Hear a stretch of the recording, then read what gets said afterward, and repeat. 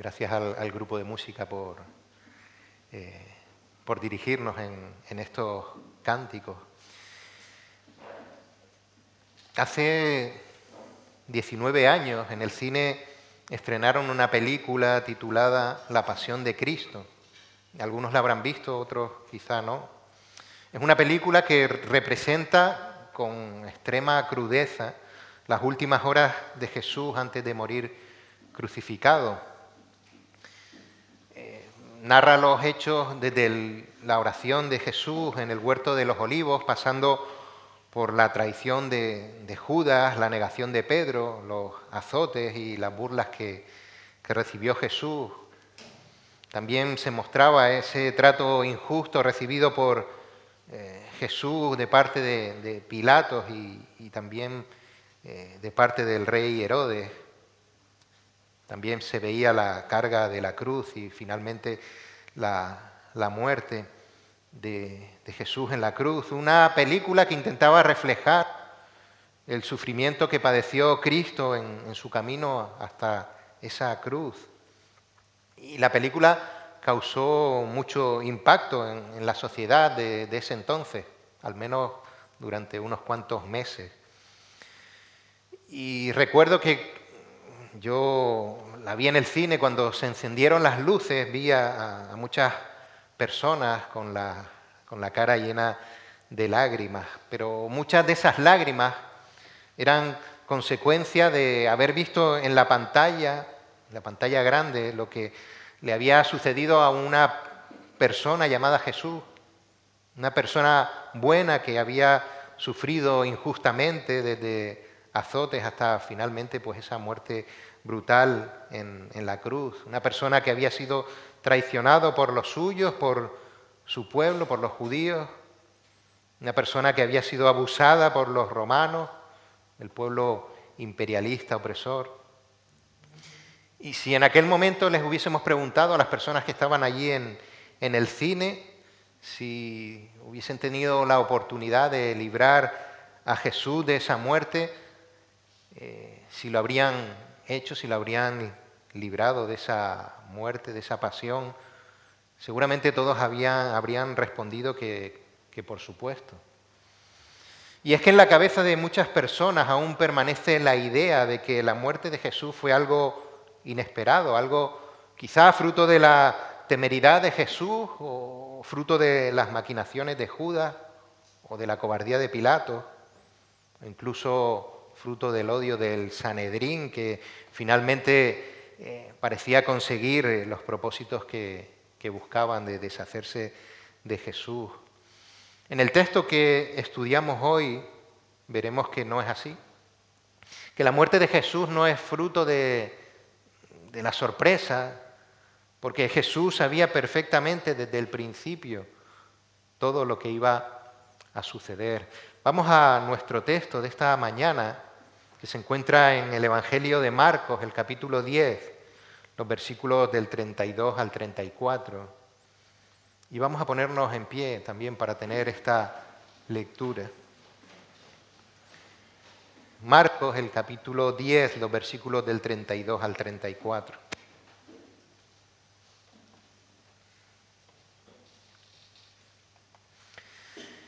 Y dice así la palabra de Dios. Iban por el camino subiendo a Jerusalén, y Jesús iba delante, y ellos se asombraron y le seguían con miedo. Entonces, volviendo a tomar a los 12 aparte, les comenzó a decir las cosas que le habían de acontecer. He aquí, subimos a Jerusalén, y el Hijo del Hombre será entregado a los principales sacerdotes y a los escribas, y le condenarán a muerte, y le entregarán a los gentiles, y le escarnecerán, le azotarán y escupirán en él, y le matarán, mas al tercer día resucitará. Vamos a poner este tiempo en las manos del Señor con una oración. Sí, Señor, Padre, Dios de gracia y de misericordia, tú nos has traído en esta mañana a este lugar. Señor, tú nos has sentado en estos bancos y nos permites escuchar tu palabra a través de la lectura de la Biblia. Abre nuestros oídos y fija nuestra mirada en tu Hijo Cristo Jesús, quien es el autor y consumador de la fe, aquel que es imagen de ti, del Dios invisible, aquel que soportó todo el sufrimiento y una terrible muerte en la cruz por nosotros y por todos los pecadores que habrían de aceptarle, mostrando su amor por los que no lo merecíamos. Todo eso, Señor, no fue fruto del azar, no fue fruto de la casualidad, no fue fruto de la improvisación. Sabemos, Señor, que tampoco fue un intento de conmover nuestras conciencias mediante el sufrimiento, ya que nuestras conciencias están insensibles y muertas y solo la obra del Espíritu Santo puede hacernos despertar de la prisión del pecado. Ayúdanos, Señor, a descansar en tu soberanía absoluta y despierta, Señor, también aquellas almas que aún no te han escuchado, pero que tú conoces y llamarás a través de la predicación de tu palabra. En el nombre de tu Hijo Jesús. Amén.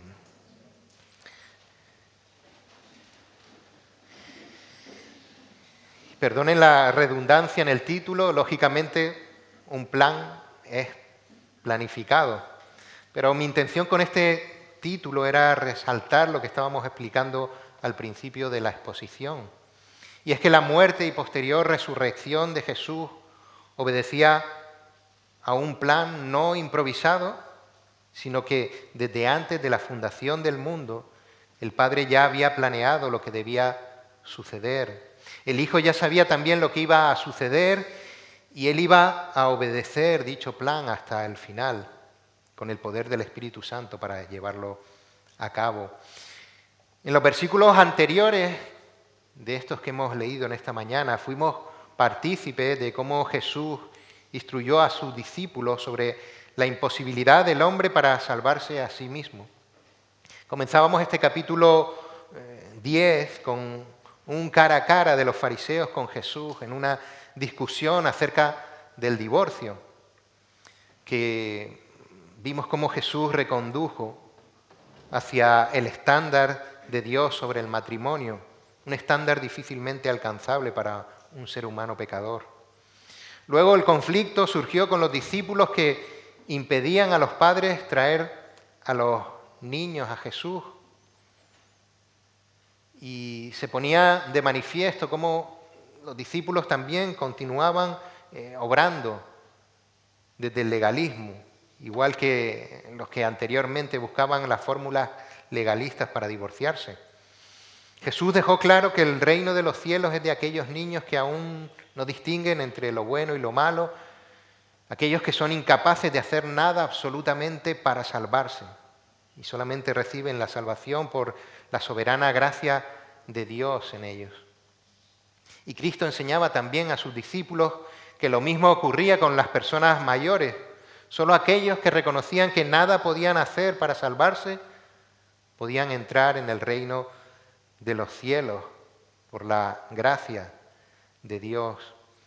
Pero no quedó ahí la cosa.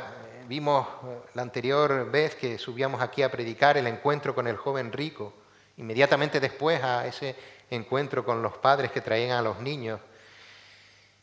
Y Jesús reafirmaba a través de esa conversación que tuvo con el joven rico, cómo el hombre no es bueno, que tampoco puede hacer lo bueno, y que existen ídolos en el corazón del ser humano que le impiden seguir a Cristo por propia iniciativa.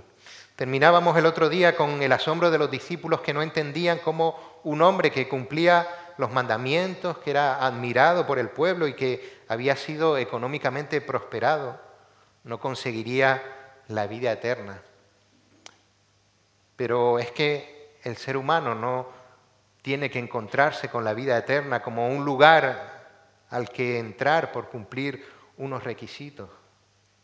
La vida eterna es, como leemos en Juan 17:3, conocer a Dios y a Jesucristo, a quien Dios envió.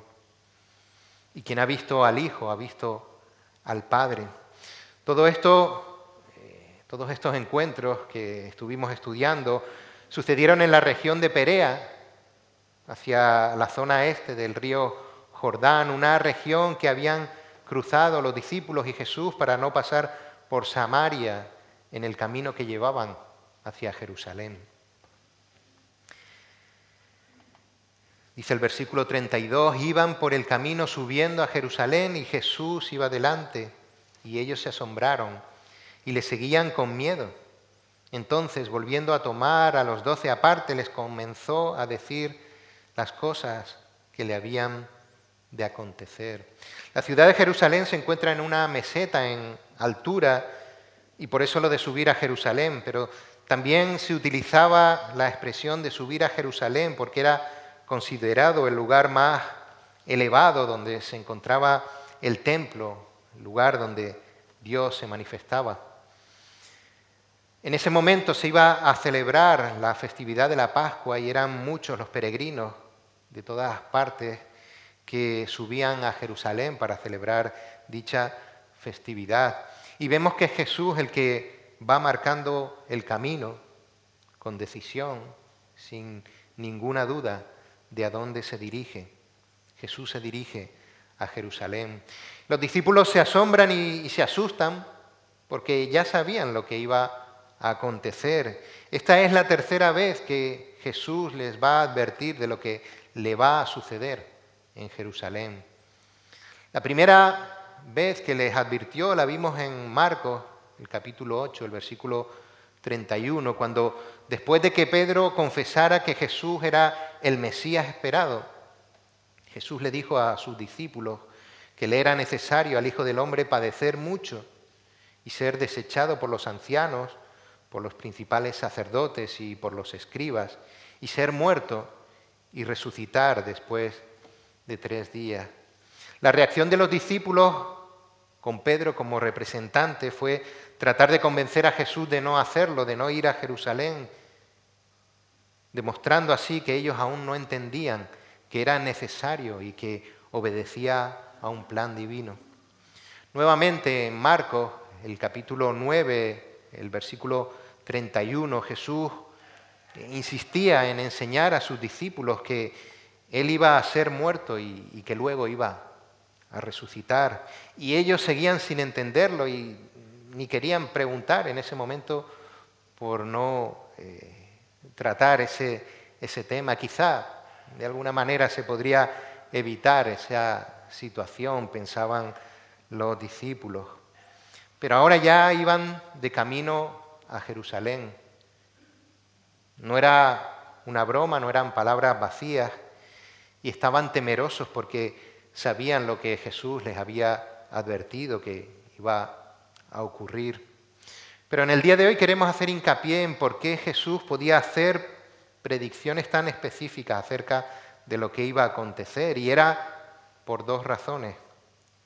La primera era que Jesús conocía perfectamente el Antiguo Testamento, y en el Antiguo Testamento venía claramente lo que iba a suceder. La segunda es que Jesús es Dios y conocía perfectamente el plan ideado por Dios Padre.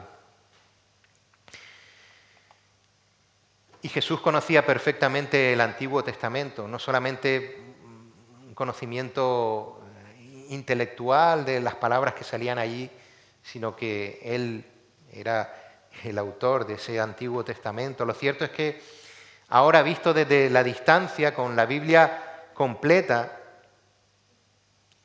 y que podemos acercarnos a ella y abrirla y leerla y estudiarla, no somos quizá capaces de entender por qué los discípulos reaccionaban con esa incredulidad después de que Jesús le hubiese enseñado ya en varias ocasiones lo que iba a suceder. Pero es que lo que iba a suceder era algo aún difícil de digerir para aquellos hombres que habían escuchado durante toda su juventud acerca del Mesías Salvador y aún no eran capaces de entender que la salvación pudiera ser a través de la muerte en la cruz. Así que Jesús volvió a enseñarles acerca de lo que iba a acontecer. Y en el pasaje paralelo de Lucas, en Lucas 18:31, leemos que tomando Jesús a los 12, les dijo: «He aquí subimos a Jerusalén y se cumplirán todas las cosas escritas por los profetas acerca del Hijo del Hombre». Y sí, los discípulos conocían el Antiguo Testamento porque desde niños lo habían aprendido y lo escucharon de los maestros en la sinagoga. Pero este Antiguo Testamento había sido alterado en su interpretación. ¿Y quién mejor que el propio autor, Dios mismo, encarnado en Jesús, para hacerles entender todo lo que iba a acontecer? Los discípulos, aún con todo el temor del mundo, irían viendo cómo todo lo que estaba escrito se iba cumpliendo punto por punto, pudiendo llegar a saber que Dios estaba al control de todas las cosas. Todo el Antiguo Testamento está salpicado de referencias exactas acerca del Mesías, del Salvador y de cómo se iba a desarrollar ese plan de salvación. Los estudiosos han contado más de 300 profecías específicas que detallan la venida del Mesías desde el Génesis hasta Malaquías, y Jesús es el único que las cumple a la perfección. Desde Génesis 3:15 ya Dios dejaba dicho que nacería aquel hombre que derrotaría a Satanás. Además, desde que Adán y Eva pecaron, Dios establece un sistema de sacrificios que le recuerdan al hombre lo terrible del pecado, pero que también ponen de manifiesto que ninguno de esos sacrificios hechos por el hombre, obedeciendo la ley, son suficientes para su salvación, apuntando de forma necesaria hacia un sacrificio final, definitivo, el sacrificio de Jesús en la cruz.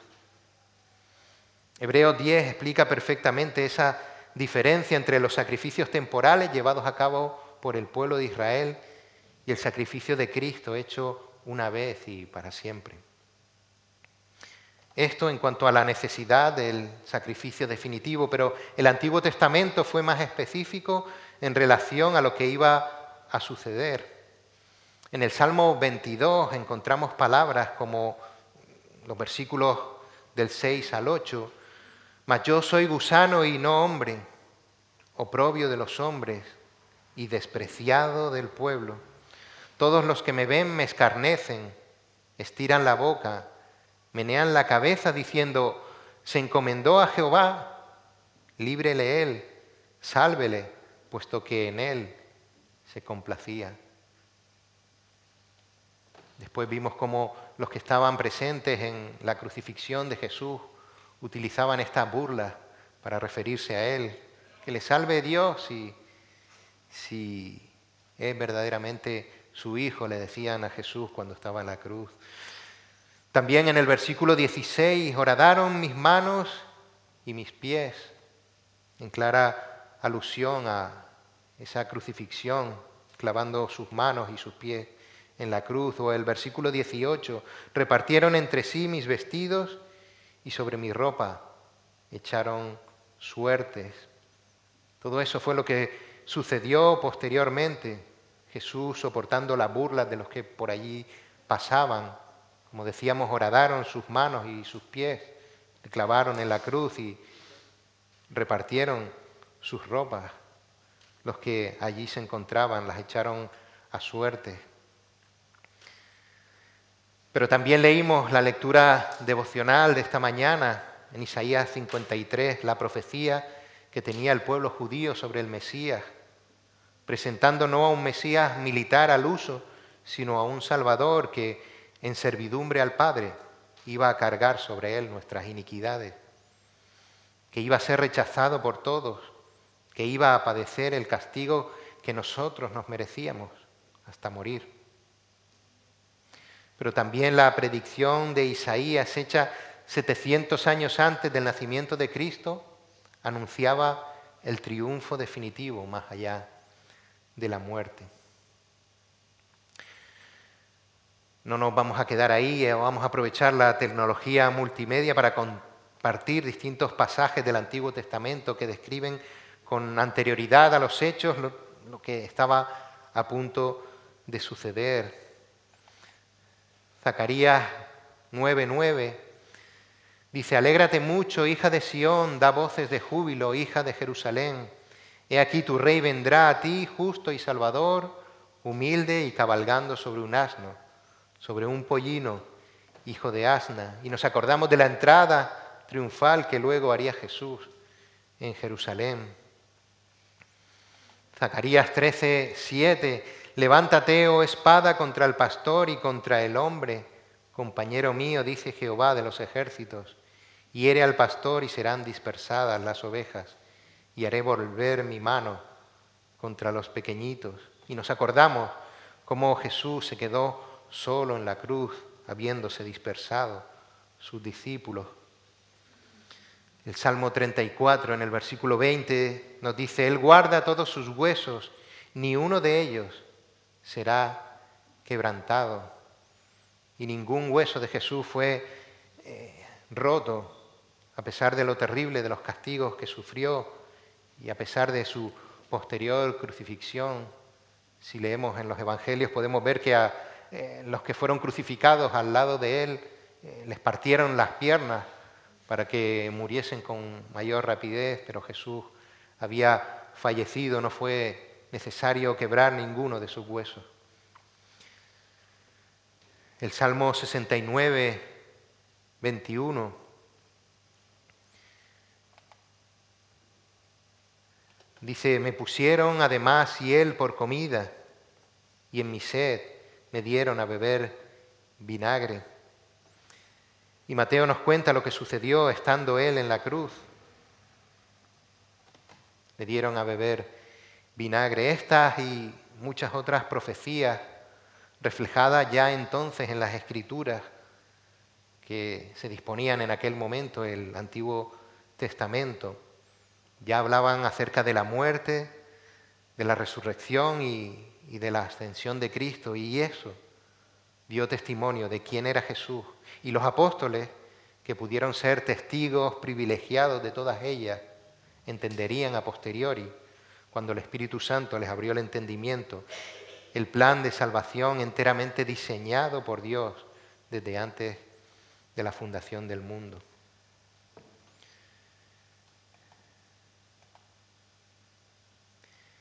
He aquí subimos a Jerusalén y el Hijo del Hombre será entregado a los principales sacerdotes y a los escribas y le condenarán a muerte y le entregarán a los gentiles. Y le escarnecerán, le azotarán y escupirán en él y le matarán, mas al tercer día resucitará. No solamente el conocimiento del Antiguo Testamento le permitía a Jesús saber lo que iba a ocurrir con él. Jesús demostró también tener un conocimiento que únicamente podía provenir de ese atributo que solamente posee Dios, que es la omnisciencia. Jesús tenía el conocimiento de Dios, porque Jesús es Dios. Y en estos versículos Jesús estaba trasladándoles la realidad de un Mesías sufriente que debía pasar por todos los pasos que le contaba a sus discípulos, aún conociendo él lo que iba a suceder, lo que le iba a ocurrir. Jesús primeramente utiliza el título de Hijo del Hombre, y como ya explicábamos hace unos meses, este era el tratamiento conocido por el pueblo judío desde los escritos del profeta Daniel para referirse al Mesías Salvador de Dios. Y los pasos explicados por Jesús a los 12 fueron los siguientes. Él fue traicionado. Él fue entregado por uno de sus discípulos, uno de los 12 que él había seleccionado personalmente y que en aquel momento estaba allí con él. Jesús conocía perfectamente que Judas lo iba a traicionar. Algunos han argumentado después que Judas lo hizo con la intención de que Jesús se defendiese y comenzase la revolución que esperaban los que malinterpretaban las Escrituras. Pero no era el plan de Judas lo que estaba llevándose a cabo. Era el plan de Dios el que se estaba ejecutando a la perfección. Fue rechazado. Primeramente por los principales, por los sacerdotes y los escribas, los más importantes líderes religiosos, fariseos y saduceos que formaban parte del Sanedrín. Estos lo condenaron, así también como los escribas, aquellos que de tanto copiar las escrituras las conocían de principio a fin, pero que demostraron que solamente conocían las palabras, pero no el significado real de las mismas. Parecía o parecería que finalmente se habían salido con la suya al librarse de Jesús de Nazaret, pero como venimos diciendo, no era el plan tampoco de los principales y sacerdotes, era el plan de Dios el que continuaba ejecutándose a la perfección. El pueblo, que también le había recibido como a un rey a su llegada a Jerusalén, después lo abandonó cuando Jesús no cumplió las expectativas que de él tenían. Y llegaron a gritar, crucifícale, como veremos si Dios quiere más adelante. También sus discípulos huyeron ante lo que se avecinaba tras su detención. Aunque el rechazo más duro y por otro lado totalmente necesario fue ese momento en el que el Padre cargó sobre Cristo nuestros pecados. Momento en el que el Hijo, que desde siempre había recibido el amparo del Padre, estaba experimentando esa desprotección para que por medio de Él se pudiera reconciliar consigo todas las cosas, así las que están en la tierra como las que están en los cielos, haciendo la paz mediante la sangre de su cruz, como dice Colosenses 1:19. Él después sufriría una condena injusta. Le hicieron un juicio que no cumplía la legalidad de aquel momento y lo acusaron de hacerse llamar Hijo del Hombre, cuando toda su vida había sido testimonio de esa verdad. Lo condenaron y lo enviaron a que fuese Pilatos quien lo ejecutase. Y hasta este momento Jesús siempre había dicho a sus discípulos que iba a morir, pero en este momento Él añade la información de que iba a ser entregado a los gentiles. Tanto el rey Herodes, gobernador de Galilea y de Perea, como Pilatos, el gobernador romano, no hallaron en él culpa alguna. El primero se desentendió de Jesús y Pilatos, para no causar revuelo en el intranquilo pueblo judío, pues lo sentencia a muerte. Pero no era tampoco el plan de Herodes o el plan de Pilatos el que se cumplía. En Juan, el capítulo 19, los versículos del 10 al 11, podemos leer una parte de ese encuentro que tuvo Jesús con Pilato. Entonces le dijo Pilato: ¿a mí no me hablas? ¿No sabes que tengo autoridad para crucificarte y que tengo autoridad para soltarte? Respondió Jesús: ninguna autoridad tendrías contra mí si no te fuese dada de arriba. Y es que era el plan de Dios el que se estaba cumpliendo. Luego sería despreciado tanto por los sacerdotes del Sanedrín como por aquellos guardias que lo custodiaban. Herodes también se mofó de la situación y las personas que presenciaron la crucifixión participaron también de la burla.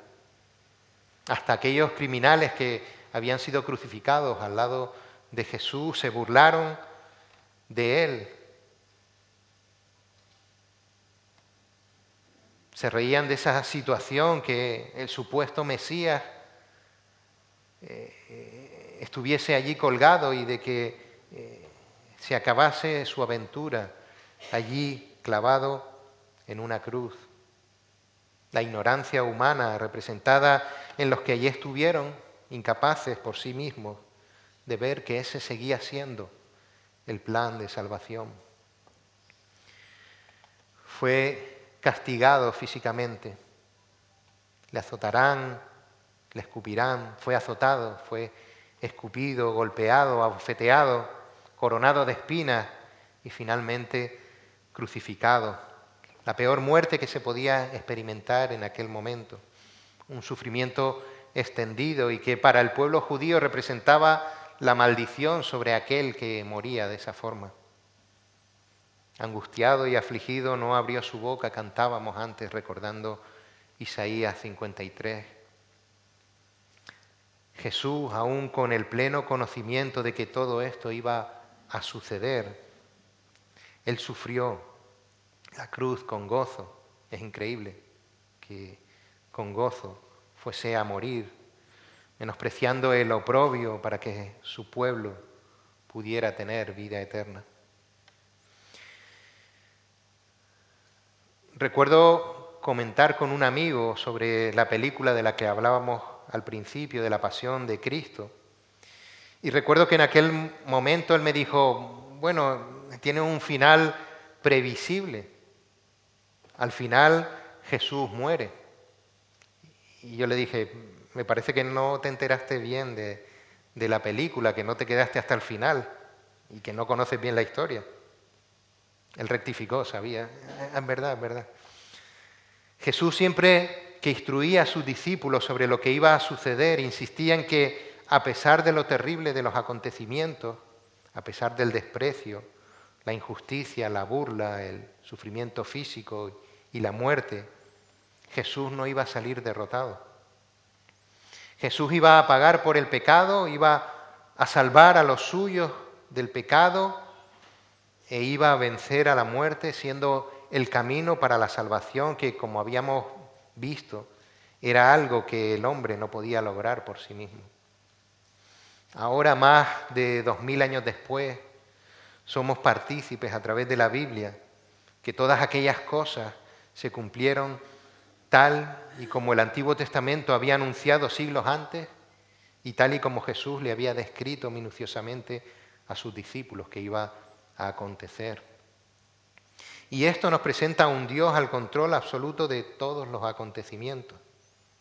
Un Dios que planificó la salvación mediante la muerte en la cruz, pero que también nos habla de un Dios que no estaba sujeto a los planes de los seres humanos, sino que es su soberana voluntad la que se lleva a cabo. Nos habla también de un plan que continúa en marcha. Si hoy nos visitas, no estás aquí por pura casualidad. No estás aquí porque te invitase un familiar o un amigo. Lo recordaba también Luis al principio. Si estás aquí hoy es porque Dios te trajo a este lugar para que escuchases su palabra. Para que escuchases que Él está al control y que por medio de su sacrificio en la cruz podrás disfrutar con Él de su resurrección, siempre que entiendas que eres pecador, que no puedes alcanzar la salvación por ti mismo y que solo creyendo en Cristo como Señor y Salvador podrás ser salvado por Él.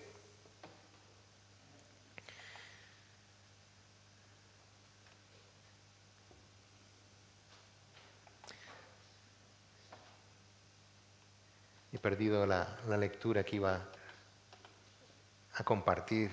Está en Primera de Juan, el capítulo 5, los versículos del 11 al 12.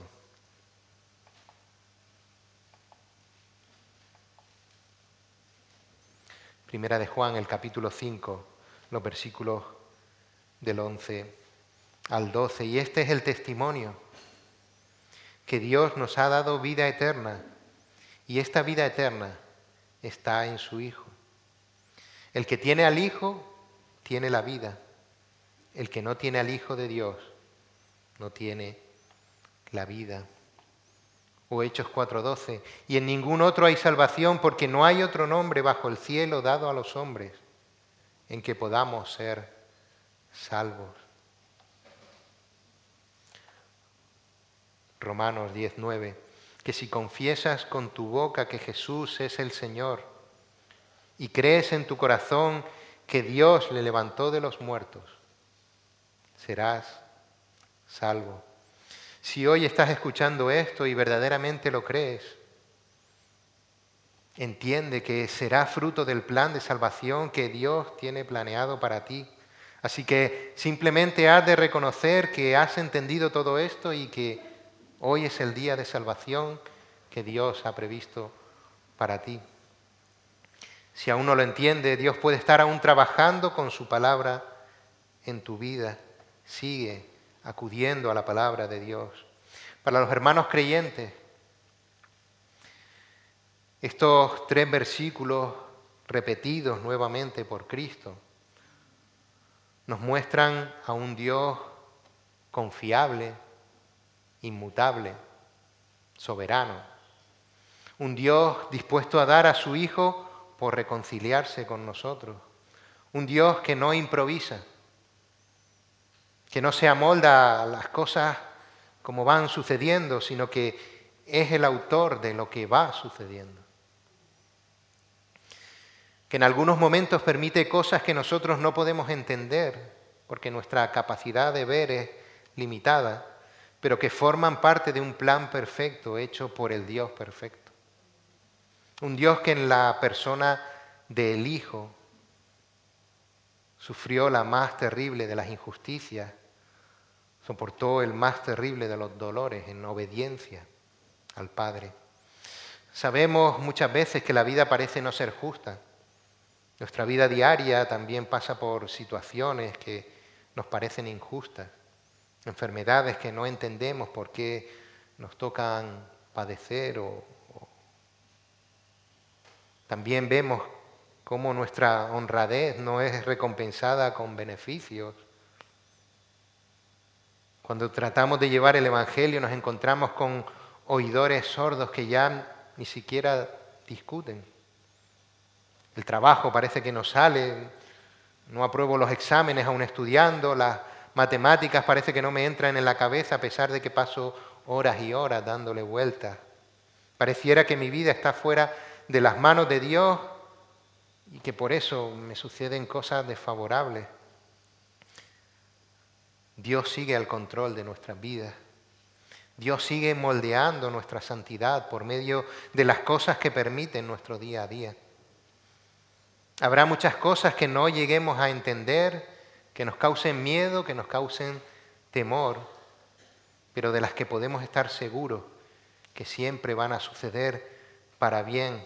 Algunas veces no para bien nuestro, sino para un bien mayor dentro del plan de Dios que no somos capaces de entender.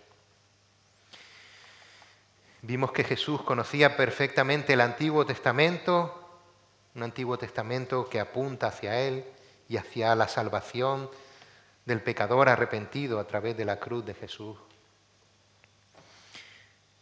Vimos que Jesús no solamente conocía lo que las Escrituras decían, sino que de forma consciente y voluntaria lo enfrentó, porque Él lo conocía siendo Dios, en una nueva manifestación de la sincronía perfecta que existe entre las 3 personas de la Trinidad. Terminamos con la certeza de la victoria de Jesús en la resurrección. Jesús resucitó, Jesús triunfó. El plan se concretó en esa victoria. Y todos estos 3 puntos nos reafirman el control soberano de Dios sobre todas las cosas. Terminamos con 2 pasajes que hablan de cómo lo sucedido con Cristo sirvió de aliento a uno de los discípulos, a Pedro, que lo experimentó de primera mano, y también para el autor de Hebreos, que pudo entender por la obra del Espíritu Santo lo que el sacrificio de Jesús supuso para la vida del creyente. En Primera de Pedro, el capítulo 2, los versículos del 21 al 25, Pedro escribía: pues para esto fuisteis llamados,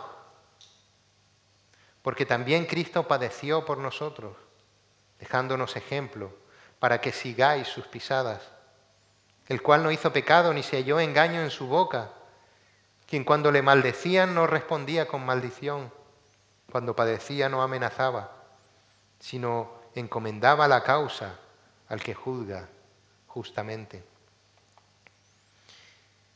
quien llevó Él mismo nuestros pecados en su cuerpo sobre el madero, para que nosotros, estando muertos a los pecados, vivamos a la justicia, y por cuya herida fuisteis sanados, porque vosotros erais como ovejas descarriadas, pero ahora habéis vuelto al pastor y obispo de vuestras almas. Y el autor de Hebreos también escribía: por tanto, nosotros también, teniendo en derredor nuestro tan grande nube de testigos, despojémonos de todo peso y del pecado que nos asedia, y corramos con paciencia la carrera que tenemos por delante, puesto los ojos en Jesús, el autor y consumador de la fe, el cual, por el gozo puesto delante de él, sufrió la cruz, menospreciando el oprobio, y se sentó a la diestra del trono de Dios. Considerad a aquel que sufrió tal contradicción de pecadores contra sí mismo, para que vuestro ánimo no se canse hasta desmayar. Oremos. Dios y Padre Santo, somos incapaces de comprender tus pensamientos. Como dice el Salmo, son tan altos que no podemos comprenderlos.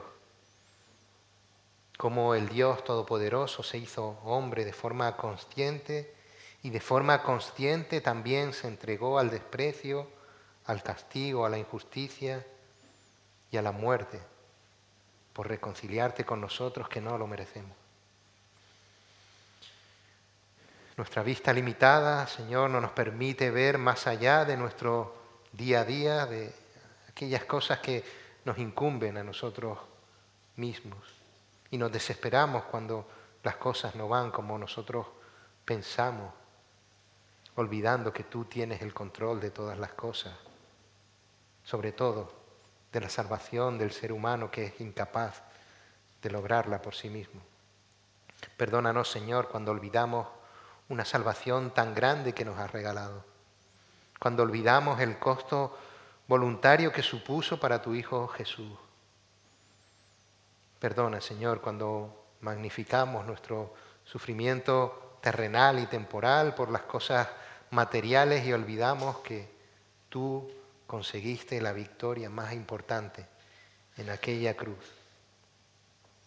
Moldea, Señor, nuestras vidas, que tus planes se cumplan en nuestras vidas, que podamos andar en las buenas obras que has preparado de antemano para cada uno de nosotros.